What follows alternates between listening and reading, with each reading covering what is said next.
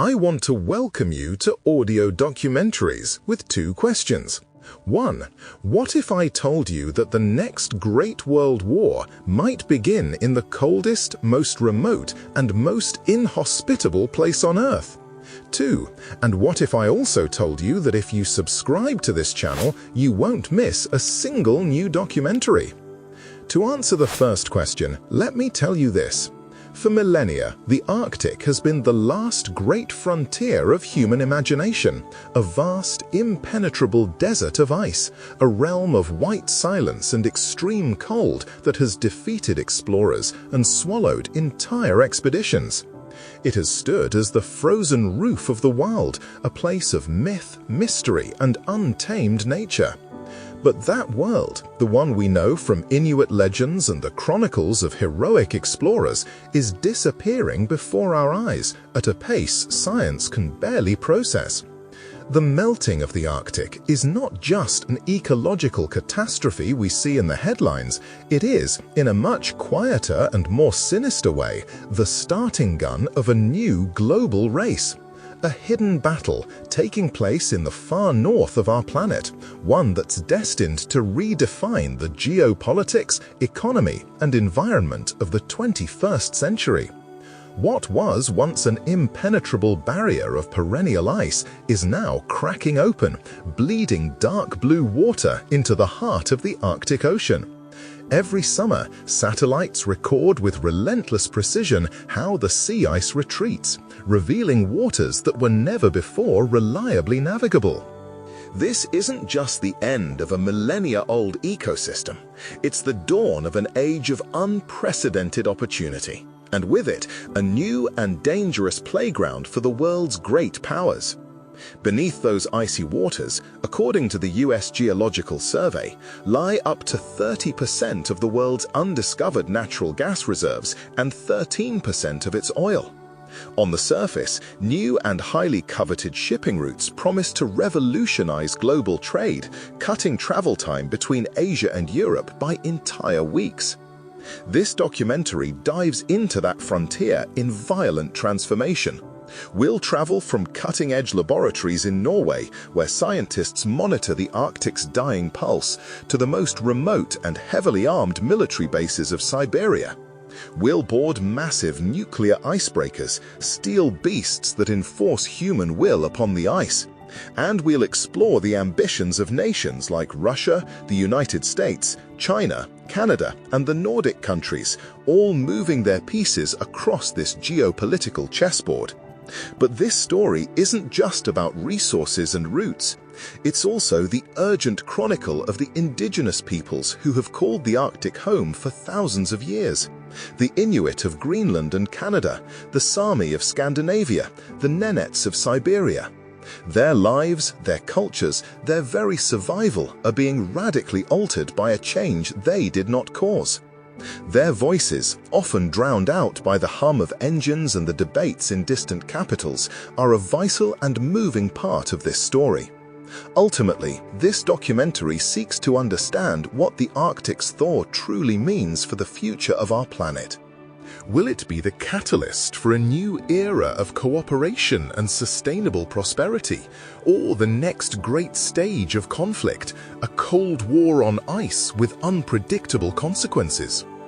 The answer is being written right now, in the melting ice, in the treaties being negotiated, and in the silent build-up of tension at the top of the world. The veil of ice that has covered the northern hemisphere for eons is dissolving. The Arctic, as we knew it, is dead. In its place, a new ocean is being born, a new center of power, and perhaps a new front line. The veil dissolves, climate change and the opening of the Arctic. For most of human history, the Arctic has been synonymous with permanence, a frozen desert that acted as the planet's air conditioner. A vast white mirror reflecting 80–90% of solar energy back into space, maintaining Earth's climatic balance. This phenomenon, known as the albedo effect, has been one of the keys to climate stability. But in recent decades, that balance has been shattered. Average temperatures in the Arctic have risen at twice the global rate, and in regions like the Svalbard archipelago, nearly 4 times faster. This accelerated warming, known as Arctic amplification, isn't a theory, it's an observable fact. Satellite data tracking sea ice since 1979 paints an unambiguous picture.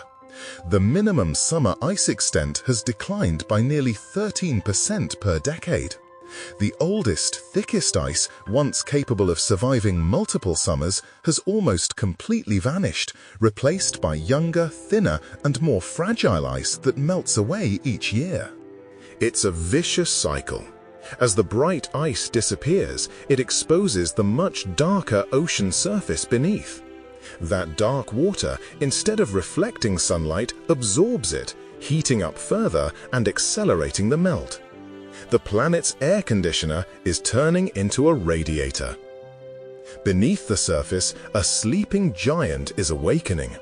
The permafrost, the frozen layer of soil, rock, and ice that has remained locked for thousands of years, is thawing. It covers nearly a quarter of the northern hemisphere and stores colossal amounts of organic carbon, nearly twice the volume currently in our atmosphere. As it melts, microbes decompose that organic matter, releasing carbon dioxide and, more worryingly, methane, a greenhouse gas roughly 30 times more potent than CO2 in the short term. Scientists call it a slow-motion carbon bomb with the potential to trigger unstoppable feedback loops. And the thaw brings other eerie surprises. Ancient viruses and bacteria, frozen for millennia, are being released, their effects on modern ecosystems entirely unknown. The Arctic's opening has consequences felt far beyond its borders.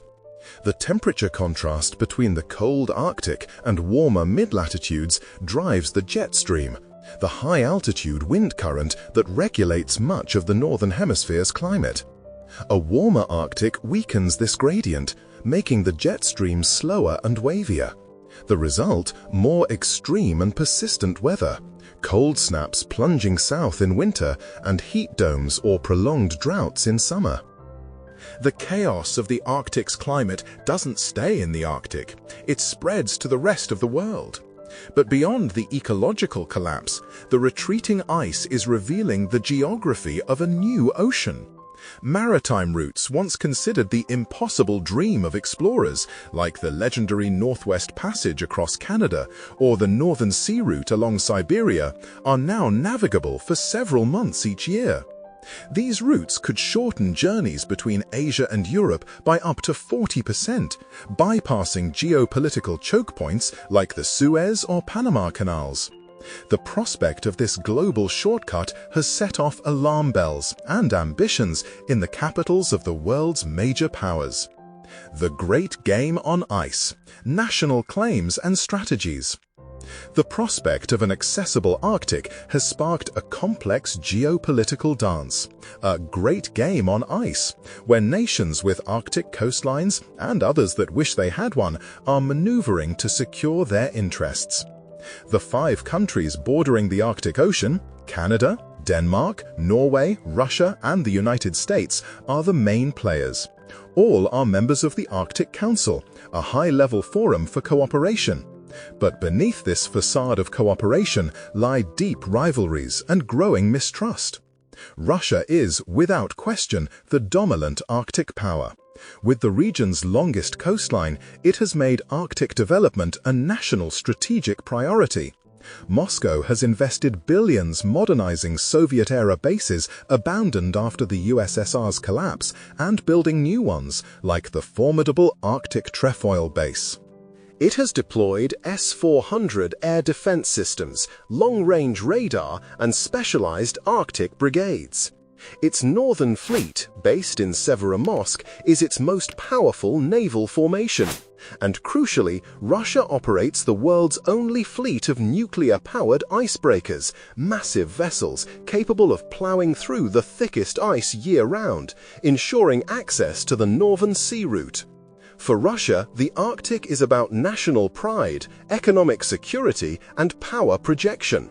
The United States, through Alaska, is also an Arctic nation, but its approach has historically been more reactive. For years, it faced a significant icebreaker gap compared to Russia. But growing Russian assertiveness and China's presence have sparked a strategic shift. Washington is now investing in new heavy icebreakers, strengthening its military presence in Alaska, and conducting regular Arctic exercises like ICEX, where nuclear submarines surface through the ice.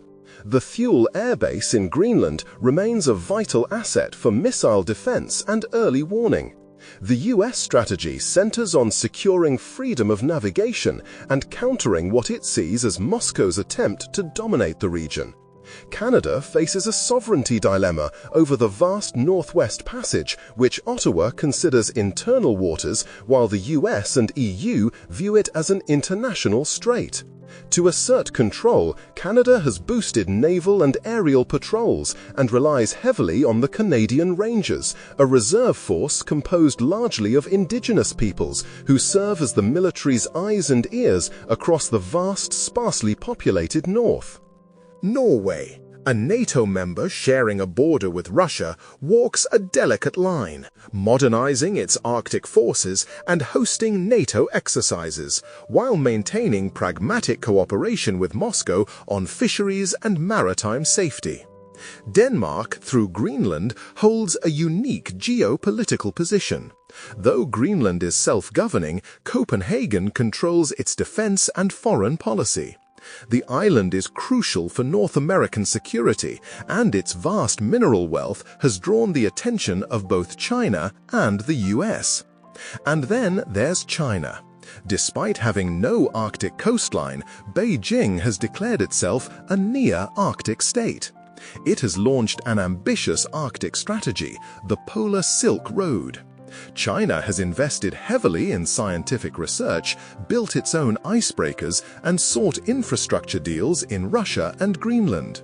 While its presence remains mostly economic and scientific, NATO powers view it with deep suspicion, fearing dual-use motives, civilian and military alike. The Cold War on ice isn't fought with open battles, but through legal claims at the UN to extend continental shelves, through infrastructure building, military deployments, and intense diplomacy. Each player is moving its pieces, as the map of the world is literally being redrawn by the melting ice. Maritime routes and resources. The Arctic's opening isn't just a question of sovereignty, it's about economic resources and trade routes of almost incalculable value. The Northern Sea Route along Siberia and the Northwest Passage through Canada are the two great prizes. A journey from Shanghai to Rotterdam via the Suez Canal spans about 11,000 nautical miles and takes over 40 days. The same route through the NSR is only 6,500 miles, around 25 days. That's a 40% reduction in time and fuel. For a global shipping industry that runs on tight margins, this is revolutionary. Russia, which controls the NSR, is already charging transit fees and offering icebreaker escort services. Traffic remains modest compared to traditional routes, but is growing exponentially, especially for transporting liquefied natural gas from projects like Yamal. Yet the crown jewel of the Arctic is its vast natural wealth. The region is believed to hold 13% of the world's undiscovered oil and 30% of its natural gas. As the ice recedes, exploration is intensifying. Russian state giants like Gazprom and Rosneft lead the charge, though drilling here is among the most complex and dangerous operations on Earth. The cold, the drifting ice, and lack of infrastructure make costs astronomical and risks immense. A spill, like the Exxon Valdez disaster of 1989, would be catastrophic and nearly impossible to clean in icy waters. Still, global demand keeps the pressure high. Beyond hydrocarbons, the Arctic is rich in critical minerals and rare earths. Greenland is especially strategic, home to some of the world's largest deposits of neodymium, praseodymium, and dysprosium, key for high-power magnets used in everything from smartphones to electric vehicles and wind turbines. In a world where China controls most rare earth supply, access to Greenland's deposits has become a matter of national security for the US. Shen and Europe, placing the island at the heart of a power struggle between Beijing and Washington. Fishing is another front. As ice retreats, fish populations like cod and halibut move north, opening new fishing zones, attracting fleets from around the world. But the lack of regulation and fragile ecosystems risk overfishing and collapse, with severe consequences for the Arctic food chain. The race for these riches raises fundamental questions about governance. The UN Convention on the Law of the Sea allows nations to claim extended continental shelves beyond their 200-mile exclusive economic zones if they can prove geological continuity. Russia, Canada, and Denmark have overlapping claims, even over the North Pole itself. The competition to plant a flag on the seabed, as Russia did symbolically in 2007, reflects these ambitions. Ultimately, the promise of wealth is transforming a frozen desert into a focal point of global economics and power. Militarizing the last frontier, a threat on ice. The Arctic race isn't just diplomatic or economic, it's increasingly military. What was once a zone of low tension, a haven for scientific cooperation, is now becoming a potential flashpoint. Russia again leads the charge. It has reopened or modernized at least 13 Soviet-era air and naval bases, creating a defensive shield. It's deployed advanced missile systems, tested hypersonic weapons, and strengthened its northern fleet, whose ballistic missile submarines operating beneath the ice are key to its nuclear deterrent. Moscow claims it's defending its economic interests, but to the West, it's a show of force. The US and NATO have responded in kind, boosting presence in Alaska, upgrading missile defense, and conducting frequent Arctic drills.